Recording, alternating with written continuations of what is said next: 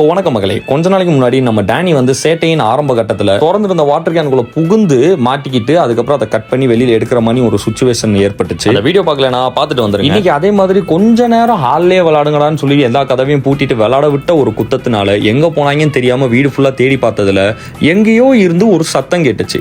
என்னடான்னு எடுத்து பார்த்தா நாங்க பிராக்டிஸ் பண்றதுக்கு வச்சிருந்த கீபோர்டோடைய கவருக்குள்ள கூட பூரல. அந்த பேக்கையே ஓட்ட போட்டு டேனி மட்டும் உள்ள போனது மட்டும் இல்லாம ஏகானையும் கெடுத்து உள்ள கூட்டிட்டு போய் இவங்க ஜாலியா ரொமான்ஸ் பண்ணிட்டு இருக்காங்க. இவங்களுக்கு இந்த பல்லு முளைச்ச காரணத்தினால நம்மன்னு இருக்கும் போல ரொம்ப குட் கேர்ள் குட் பாயா தான் இருக்காங்க. பட் திடீர்னு இந்த மாதிரி ஏதாச்சும் கிறுக்காய் ஏதாச்சும் ஓட்டையை போட்டு உள்ள என்ட்ரு ஆயிடுறானுங்க ரெண்டு பேரும். ஏகான் சமத்தான பையன் தான், ஆனா அந்த டேனி இருக்காளே ஆடா பாவி.